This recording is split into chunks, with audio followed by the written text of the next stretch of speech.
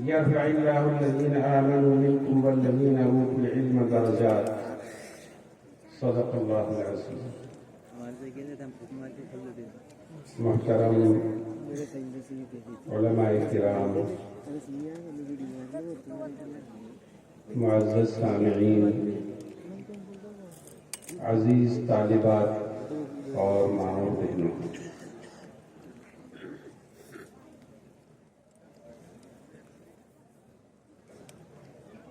بخاری شریف قرآن پاک کے بعد سب سے زیادہ صحیح کتاب ہے، اور بخاری شریف کی تمام روایات سند متصل کے ساتھ مروی ہے۔ سند متصل کیا ہوتی ہے؟ میں اپنی سند سے ان طالبات کو اجازت دیتے ہوئے یہ وضاحت کرتا ہوں، میں نے یہ بخاری شریف پڑھی ہے سن 1983 میں دیوبند میں، دارالعلوم دیوبند کے شیخ الحدیث حضرت مولانا نصیر احمد خان صاحب رحمۃ اللہ علیہ سے۔ ان کو اجازت حاصل تھی حضرت شیخ الاسلام مولانا حسین احمد صاحب مدنی رحمۃ اللہ علیہ سے۔ ان کو اجازت حاصل تھی شیخ الہند مولانا محمود الحسن صاحب رحمۃ اللہ علیہ سے۔ ان کو اجازت حاصل تھی حجت الاسلام حضرت مولانا قاسم صاحب نانوتوی رحمۃ اللہ علیہ سے۔ ان کو اجازت حاصل تھی شاہ عبد الغنی صاحب محدث دہلوی رحمۃ اللہ علیہ سے۔ ان کو اجازت حاصل تھی شاہ اسحاق صاحب محدث دہلوی رحمۃ اللہ علیہ سے، اور ان کو اجازت حاصل تھی شاہ عبدالعزیز صاحب محدث دہلوی رحمۃ اللہ علیہ سے، اور ان کو اجازت حاصل تھی حضرت شاہ ولی اللہ صاحب محدث دہلوی رحمۃ اللہ علیہ سے۔ اور پھر شاہ ولی اللہ صاحب کو یہ اجازت حاصل ہوئی اپنے استاد سے، ان کو اپنے استاد سے، اور یہ سلسلہ پہنچتا پہنچتا امام بخاری رحمۃ اللہ علیہ تک پہنچتا ہے، اور امام بخاری رحمۃ اللہ علیہ کو اجازت حاصل ہے اپنے استاد سے، اور ان کو اپنے استاد سے، اور ان کو تابعین سے، اور پھر تابعین کو صحابہ سے، اور صحابہ کو جناب رسول اللہ صلی اللہ علیہ وسلم سے ان احادیث کے سننے کا شرف حاصل ہے۔ اس کو کہتے ہیں سند متصل، کہ بخاری شریف کی جتنی حدیثیں ہیں وہ تمام حدیثیں سند متصل کے ساتھ ہم پڑھتے ہوئے چلے آئے۔ بہرحال تفصیل میں نہ جاتے ہوئے مختصر طور پر میں یہ بات کہنا چاہتا ہوں کہ امام بخاری رحمۃ اللہ علیہ نے بخاری شریف کو بڑی محنت سے اور بڑی مشقت کے ساتھ حدیثیں حاصل کر کے لکھا ہے اور ہم تک پہنچایا ہے۔ امام بخاری رحمۃ اللہ علیہ، جن کا نام تھا محمد بن اسماعیل ابو عبداللہ، ان کی کنیت ہے۔ امام بخاری رحمۃ اللہ علیہ جب 11 سال کے تھے، 11 سال کا بچہ کتنا بڑا ہوتا ہے، کتنا چھوٹا ہوتا ہے، ہم سب جانتے ہیں۔ امام بخاری رحمۃ اللہ علیہ جب 11 سال کے تھے تو ان کو 15,000 حدیثیں حفظ یاد ہو گئی تھی۔ کتنی؟ 15,000 حدیثیں ان کو حفظ یاد ہو گئی تھی، 11 سال کے تھے۔ اور جب امام بخاری رحمۃ اللہ علیہ 15 سال کے ہوئے تو ان کو 70,000 حدیثیں حفظ یاد ہو گئی تھی۔ کتنی؟ 70,000 حدیثیں۔ اور جب امام بخاری رحمۃ اللہ علیہ کی عمر 22-23 سال کی ہوئی، اس وقت امام بخاری رحمۃ اللہ علیہ کے پاس 6 लाख حدیثوں کا ذخیرہ موجود ہو گیا. کتنا؟ 6 لاکھ حدیثوں کا ذخیرہ امام بخاری رحمۃ اللہ علیہ کے پاس 22-23 سال کی عمر میں موجود ہوا تھا.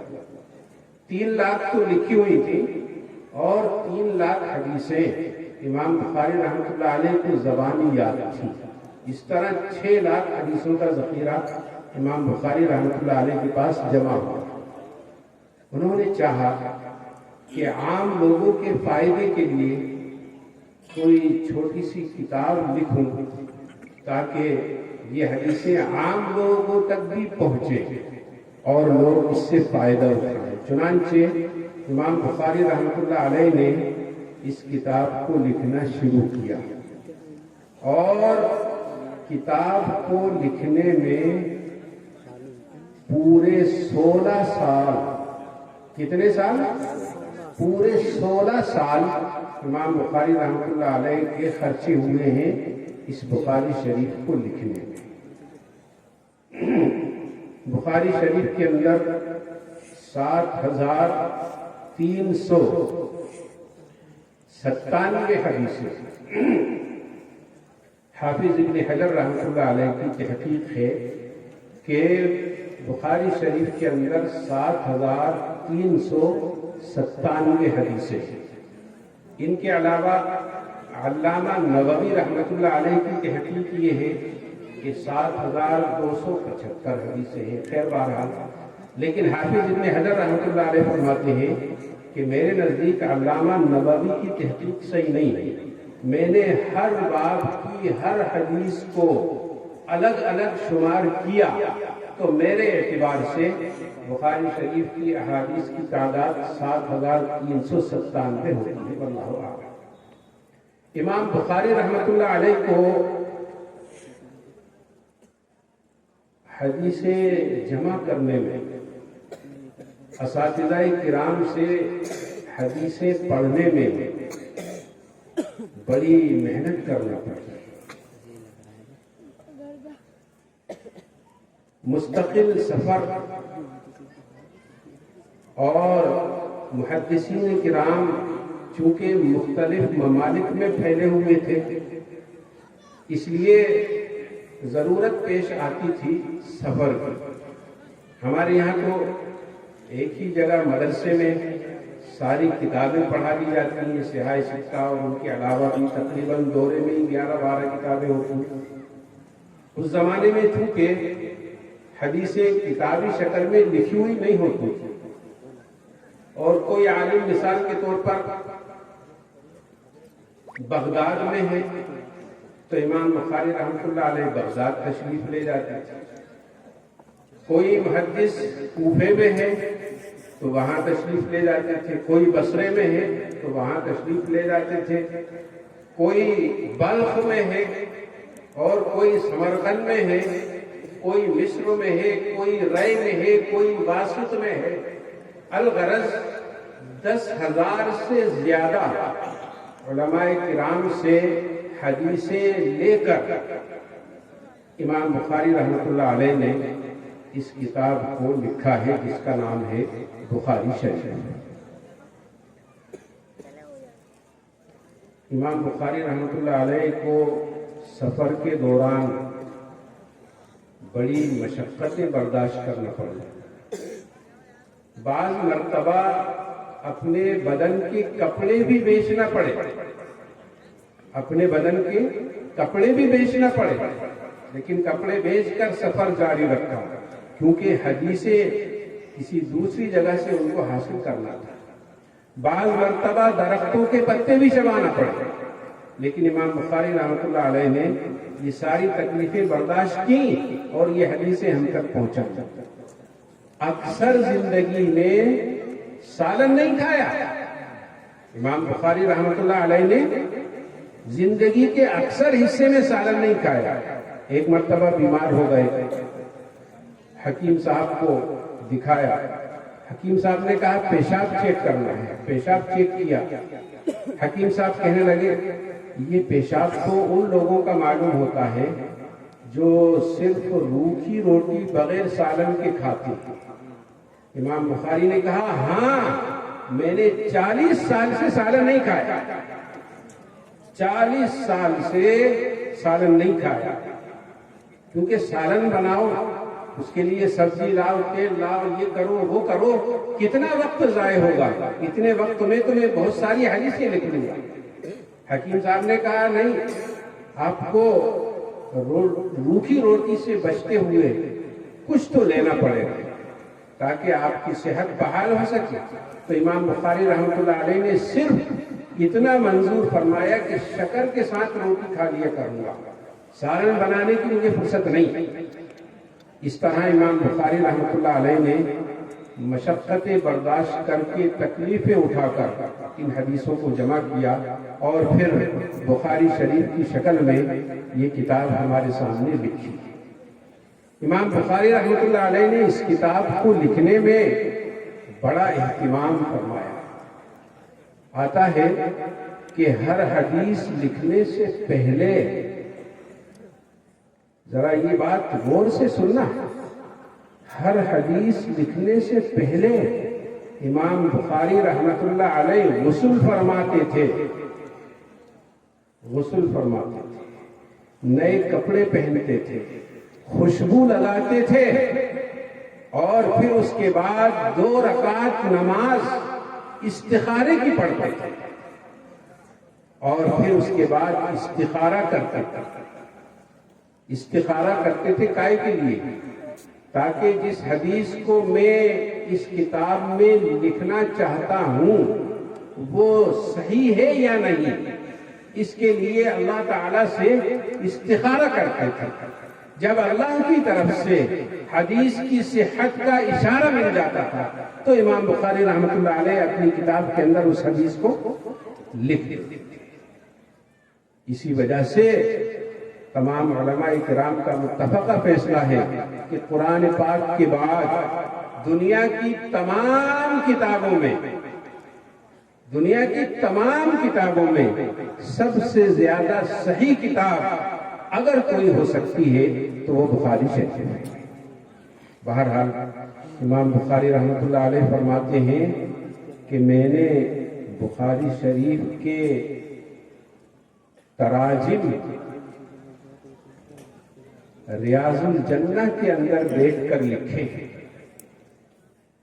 بخاری شریف کے تراجم ریاض الجنہ جانتے ہیں، حاجی لوگ جاتے ہیں، اللہ کے رسول صلی اللہ علیہ وسلم کے منبر اور روضہ اقدس کے درمیان کی جو جگہ وہ ریاض الجنہ ہے، وہاں بیٹھ کر امام بخاری رحمۃ اللہ علیہ نے اس کے تراجم لکھے ہیں۔ تو بتائیے یہ کتاب کتنی متبرک کتاب ہے۔ ایک بڑے محدث ہیں حضرت ابو زید مروزی، وہ کہتے ہیں کہ ایک مرتبہ میں بیت اللہ کے اندر مقام ابراہیم کے پاس سویا ہوا تھا، جناب رسول اللہ صلی اللہ علیہ وسلم کی زیارت ہوئی، خواب میں آپ نے ارشاد فرمایا اے ابو زید تم شافعی کی کتاب کب تک پڑھتے رہو گے، ہماری کتاب نہیں پڑھو گے؟ میں نے پوچھا حضور آپ کی کتاب کون سی ہے؟ اللہ کے رسول صلی اللہ علیہ وسلم نے فرمایا بخاری شریف میری کتاب۔ تو جس کتاب کو رسول اللہ صلی اللہ علیہ وسلم اپنی کتاب فرمائے اس کتاب کا درجہ کیا ہوگا؟ اللہ اللہ۔ اسی وجہ سے بخاری شریف کی جو برکات ہیں اور بخاری شریف کا جو مقام ہے اسی کا نتیجہ ہے کہ بخاری شریف درس نظامی کی سب سے مستند، سب سے بڑی اور سب سے آخری کتاب ہے۔ بہرحال امام بخاری رحمۃ اللہ علیہ نے 16 سال کے اندر اس کتاب کو لکھا، 16 سال بڑی محنت کی، اور امام بخاری رحمۃ اللہ علیہ کے زمانے میں بہت سارے باطل فرقے پائے جاتے تھے، تو امام بخاری رحمۃ اللہ علیہ نے ان باطل فرقوں کے عقائد کو رد کرتے ہوئے اور اہل سنت والجماعت کے صحیح عقائد کو بیان کرنے کے لیے اور شریعت کے احکام بیان کرنے کے لیے امام بخاری رحمۃ اللہ علیہ نے یہ کتاب بخاری شریف لکھی ہے۔ حضرات، بخاری شریف کی سب سے پہلی حدیث کے پہلے راوی ہیں وَبِهِ قَالَ حَدَّثَنَا الْحُمَيْدِي، امام بخاری کے استاذ حمید۔ امام بخاری نے پہلی حدیث شیخ حمیدی سے ذکر فرمائی، اور بخاری شریف کی آخری حدیث ہے جس کے راوی ہیں احمد بن اشکاب۔ احمد بن اشکاب، احمد کا مادہ بھی حمد، حمیدی کا مادہ بھی حمد۔ امام بخاری رحمۃ اللہ علیہ کہتے ہیں کہ اللہ کے فضل سے ہی میں نے اس کتاب کو لکھنا شروع کیا، اللہ کے فضل سے ہی یہ کتاب ختم ہو رہی ہے۔ الحمدللہ اولہ وآخرہ، الحمدللہ اولہ وآخرہ کی طرف اشارہ کرنے کے لیے پہلے راوی حمیدی اور آخری راوی احمد بن اشکاب۔ پہلی حدیث ہے حضرت عمر رضی اللہ عنہ سے، انما الاعمال بالنیات، اور آخری حدیث ہے حضرت ابو ہریرہ رضی اللہ عنہ سے۔ حضرت عمر بھی مہاجرین میں سے ہیں، حضرت ابو ہریرہ بھی مہاجرین میں سے ہیں۔ امام بخاری رحمۃ اللہ علیہ یہ اشارہ کرنا چاہتے ہیں کہ دیکھو، اگر حدیث تمہیں حاصل کرنا ہے تو تمہیں مہاجرین میں شامل ہونا پڑے گا، ہجرت کرنا پڑے گی، تب جا کر تمہیں علم حدیث حاصل ہوگا۔ اسی طرح حضرت عمر جو پہلے حدیث کے راوی ہیں وہ افقہ الناس ہیں۔ حضرت عمر رضی اللہ عنہ فرماتے ہیں وافقت ربی فی ثلاث، جو در حقیقت وافقنی ربی کی ان کے لیے ادبیانہ ترجمانی ہے۔ حضرت عمر رضی اللہ عنہ کی رائے کے مطابق اللہ تعالیٰ نے تقریباً 17 جگہ احکام نازل فرمائے حضرت عمر کی رائے کے مطابق۔ تو حضرت عمر افقہ الناس اور حضرت ابو ہریرہ احفظ الناس۔ حضرت ابو ہریرہ کی حدیث آتی ہے کہ ایک مرتبہ اللہ کے رسول صلی اللہ علیہ وسلم نے تمام لوگوں کے سامنے یہ بات ارشاد فرمائی کہ جو شخص اس کپڑے کو اپنے سینے سے چمٹا لے گا تو اس کو میری حدیثیں ہمیشہ یاد رہیں گی۔ حضرت ابو ہریرہ کہتے ہیں میں نے سب سے پہلے اس کپڑے کو چمٹا لیا، اس کی وجہ سے مجھے سب سے زیادہ حدیثیں یاد آئی۔ تو حضرت ابو ہریرہ احفظ الناس، پہلی حدیث افقہ الناس کی، آخری حدیث احفظ الناس کی۔ امام بخاری رحمۃ اللہ علیہ کہنا چاہتے ہیں کہ حدیث پڑھنے کے لیے قوت حافظے کا ہونا بھی ضروری ہے، اور حدیث سمجھنے کے لیے فقہ حاصل کرنا بھی ضروری ہے۔ بغیر فقہ کے اگر تم حدیث کو سمجھنا چاہو گے تو گمراہ ہو جاؤ گے۔ اہل حدیث تمہیں آسانی کے ساتھ اپنا لقمہ بنا لے، اس لیے بغیر فقہ کو سمجھے ہوئے بخاری شریف کو سمجھنے کی جو شخص کوشش کرتا ہے عام طور پر وہ صحیح راستہ نہیں پاتا۔ خیر بہرحال امام بخاری رحمۃ اللہ علیہ نے یہ آخری باب قائم کیا ہے، باب قول اللہ وَنَزَعُ الْمَوَازِينَ الْقِسْطَ لِيَوْمِ الْقِيَامَةِ۔ اللہ تعالیٰ فرماتے ہیں کہ ہم قیامت کے دن انصاف کرنے والی ترازو قائم فرمائیں گے۔ القسط یہ الموازینوں کی صفت بھی ہو سکتی ہے، اگر صفت ہوگی تو یہ ترجمہ ہوگا کہ انصاف کرنے والی ترازو، صحیح تولنے والی ترازو ہم قائم کریں گے، اور للقسط بھی ہو سکتا ہے، وَنَضَعُ الْمَوَازِينَ لِلْقِسْطِ، کہ ہم ترازو قائم کریں گے انصاف کرنے کے لیے۔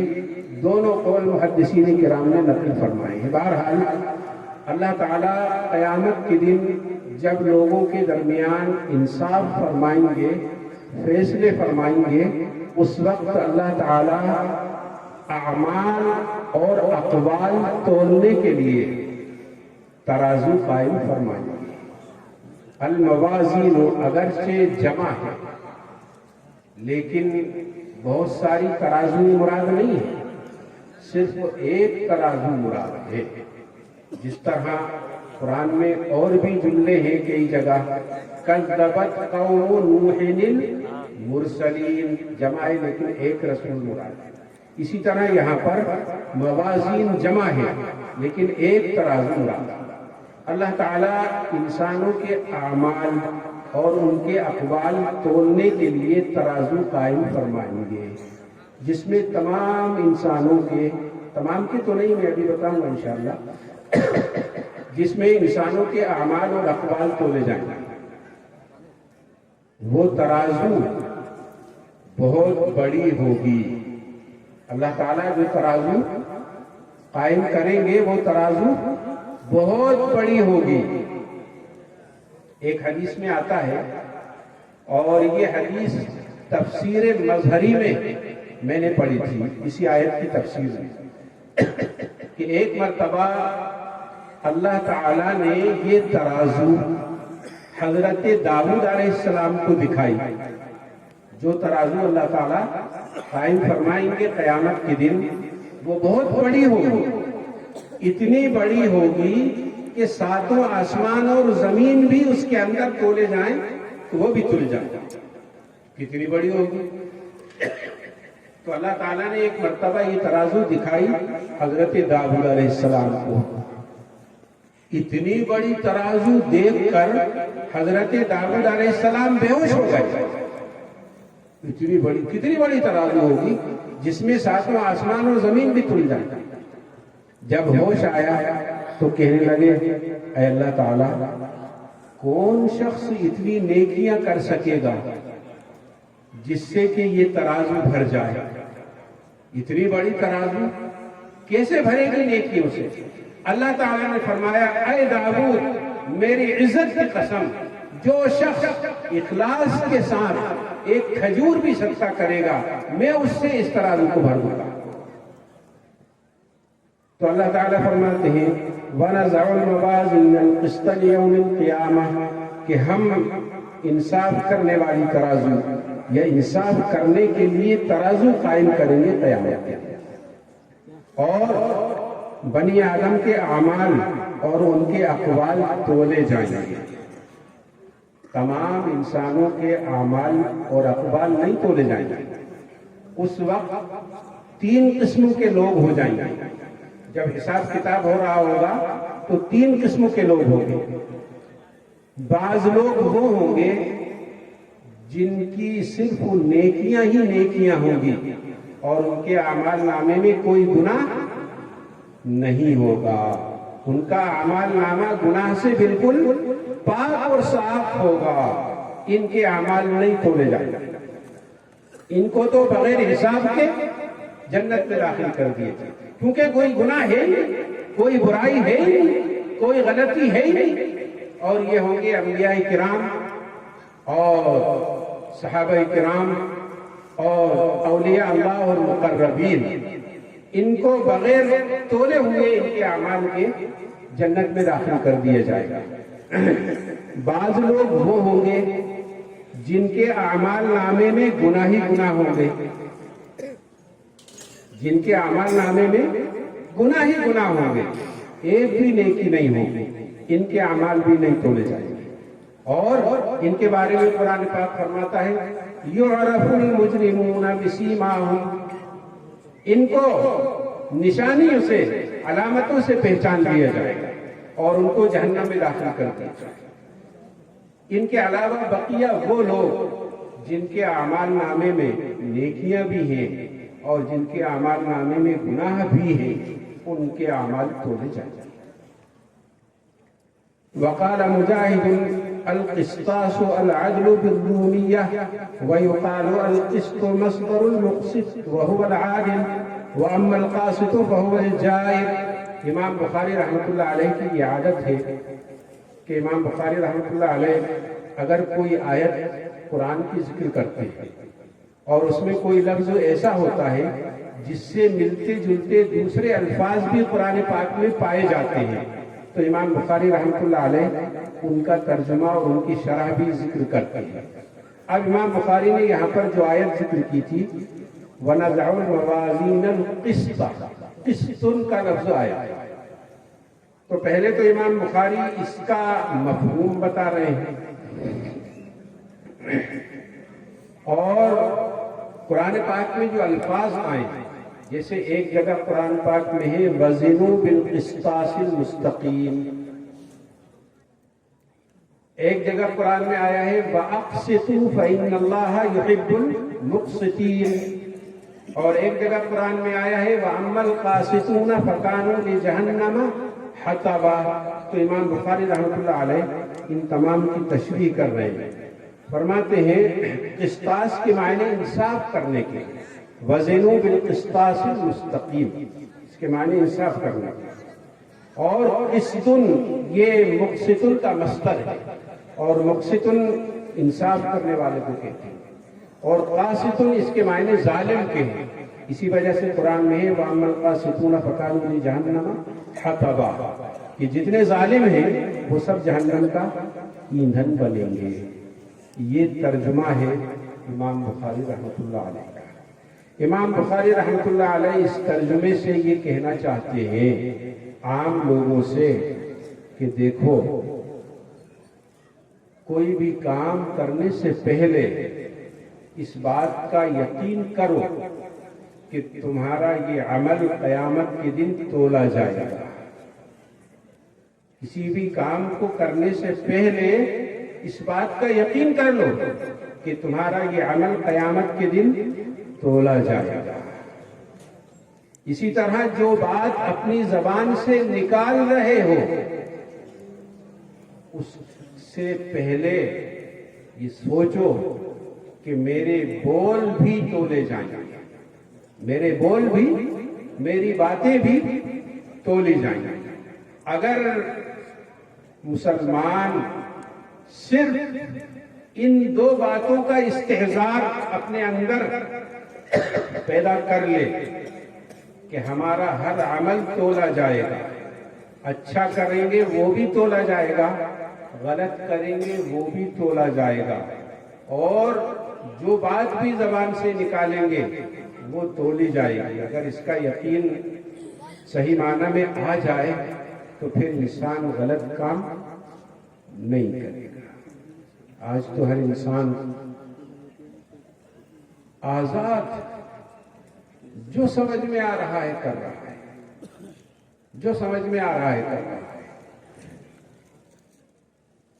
جو چاہ رہا ہے اس کو جیسا چاہتا ہے دوسرے کے ساتھ سلوک کرتا ہے۔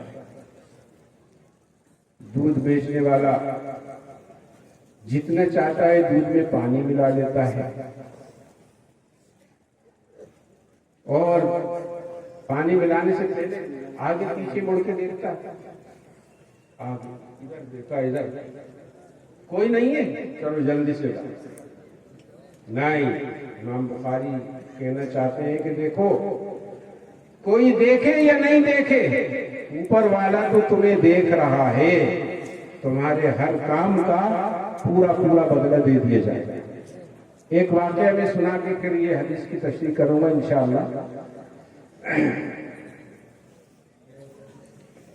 میدان حشر میں دودھ کا دودھ اور پانی کا پانی ہو جائے گا، سمجھ گئے نا؟ حضرت مفتی محمود الحسن صاحب رحمۃ اللہ علیہ نے ایک واقعہ لکھا ہے،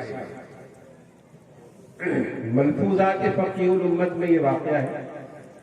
ایک شخص دودھ بیچا کرتا تھا اور دوسرے گاؤں دودھ بیچ کے جاتا تھا، اور جتنا دودھ ہوتا تھا اتنا ہی پانی ملاتا تھا اس میں. 10 کلو دودھ ہے تو پانی بھی کتنا؟ 10 کلو پانی. 1 کنٹل دودھ 1 کنٹل پانی. اور اسی طرح ملاتا تھا. ادھر ادھر دیکھتا اور کوئی نہیں موجود ہوتا تو پانی ملا دیتا تھا اور نہ دوسرے گاؤں میں جا کر بھیج دیتا تھا. اور پیسہ لینے کے لیے اس نے ایک دن متعین کر رکھا تھا کہ اتنے دنوں کے بعد میں پیسے لینے آؤں گا. چنانچہ جب وہ پیسے لینے کے لیے اس بستی میں گیا تو اس زمانے میں اشرفیاں چلا کرتی تھی, سکے چلا کرتے تھے. تو وہ بہت ساری اشرفیاں سب لوگوں نے دے دی اس کو اور وہ گٹھری باندھ کر لے کر چلا. اس کے گھر سے پہلے ایک جگہ پر ایک کنواں تھا اور وہیں پر ایک گلر کا پیڑ لگ رہا تھا. یہ تھک گیا تھا, اس نے سوچا چلو یہاں تھوڑی دیر سستا لو. تو وہ گٹھری جس میں اشرفیاں بنی ہوئی تھی وہاں رکھ کے اور لیٹ گیا. اس کی نیند لگ گئی. گولر پہ ایک بندر بیٹھا ہوا تھا. وہ آیا اور اس نے اس کی پوری گٹھری اٹھائی اور اٹھا کر اوپر لے گیا اور بیٹھ گیا اوپر والی ڈال پر جا کر. اب یہ آدمی نیند پوری دیکھا کہ کیسے کام, ادھر ادھر دیکھا تو اوپر دکھا کہ بندر اس کی پوری گٹھری لیے ہوئے بیٹھا ہوا ہے بڑے آرام سے. اب یہ بہت منت سماجت کرے بندر کی, ارے میری گٹھری دے دے, میرے پیسے دے دے.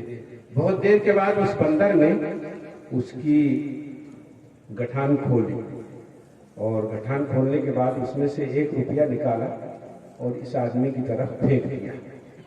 بڑا خوش ہوا کہ اب بندر میرے پیسے, چلو گٹھری نہیں دے تو پیسے ہی دے دے. تو 1 روپیہ اس کی طرف پھینک دیا. پھر بندر نے دوسرا سکہ نکالا اور اس کی طرف پھینکنے کے بجائے کنواں تھا اس کے اندر پھینک دیا. پھر تیسرا سکہ نکالا اس کی طرف, چوتھا نکالا وہ کنویں میں. جتنے پیسے تھے ان میں سے 1 سکہ اس کی طرف 1 سکہ کنویں میں. اس طرح آدھے پیسے اس کے پاس اور آدھے پیسے کنویں میں. دودھ کے پیسے اس کے پاس آ گئے, پانی کے پیسے پانی میں چلے گئے. اس وقت سے یہ کہاوت مشہور ہے کہ دودھ کا دودھ اور پانی کا پانی. تو اللہ تعالیٰ وہاں دودھ کا دودھ اور پانی کا پانی کر دیں گے سب کے ساتھ. خیر بہرحال حضرت ابو ہریرہ رضی اللہ عنہ سے روایت ہے کہ جناب رسول اللہ صلی اللہ علیہ وسلم نے ارشاد فرمایا, کلمتان حبیبتان الی الرحمن خفیفتان علی اللسان ثقیلتان فی المیزان. آپ نے ارشاد فرمایا 2 کلمے ہیں, 2 جملے وہ ایسے ہیں جو اللہ تعالیٰ کو بہت محبوب ہیں, اللہ تعالیٰ کو بڑے پسند ہیں. اور وہ دونوں کلمے ایسے ہیں جو زبان پر بہت ہلکے ہیں, پڑھنے میں بہت آسان, کیونکہ ان جملوں میں نہ تو حروف استعلاء میں سے کوئی حرف ہے اور نہ حروف شدت میں سے کوئی حرف ہے. تو یہ 2 کلمے ایسے ہیں جو اللہ تعالیٰ کو بہت محبوب ہیں اور زبان پر بہت ہلکے ہیں, کیونکہ یہ دونوں اسم بھی ہیں. اسم کے مقابلے میں فعل ذرا ثقیل ہوتا ہے, تو یہ افعال نہیں ہے بلکہ اسماء میں سے. اور پھر اسماء میں بھی غیر منصرف ثقیل ہوتا ہے اور منصرف میں ثقیل نہیں ہوتا, تو یہ منصرف. تو 2 کلمے ہیں جو اللہ تعالیٰ کو بہت محبوب ہیں اور زبان پر بہت ہلکے ہیں. ہر انسان آسانی کے ساتھ پڑھ سکتا ہے, بچہ بھی پڑھ سکتا ہے. ثقیلتان فی المیزان, اور یہ دونوں جملے ترازو کے اندر بہت زیادہ وزنی ہیں, ترازو کے اندر بہت زیادہ ثقیل اور بھاری ہیں. سبحان اللہ وبحمدہ سبحان اللہ العظیم. ہم بھی ان کلمات کو صبح شام پڑھنے کا اہتمام کیا کریں گے انشاءاللہ. آج تو میرے ساتھ ہی 3 مرتبہ پڑھ لیجئے. سبحان اللہ وبحمدہ سبحان اللہ العظیم, سبحان اللہ وبحمدہ سبحان اللہ العظیم, سبحان اللہ وبحمدہ سبحان اللہ العظیم. اللہ تعالیٰ کہنے سننے سے زیادہ ہم سب کو عمل کرنے کی توفیق عطا فرمائے. وآخر دعوانا الحمدللہ۔ مجھے تیرے انداز سخن پر ہی ناز ہے، مجھے تیرے انداز سخن پر ہی ناز ہے، تو آ گیا تو ساری ہی محفل پہ چڑھ گیا۔ مکرم سامعین، قبل اس کے کہ ہم اپنے مہمان مکرم کا والہانہ خطاب سنیں،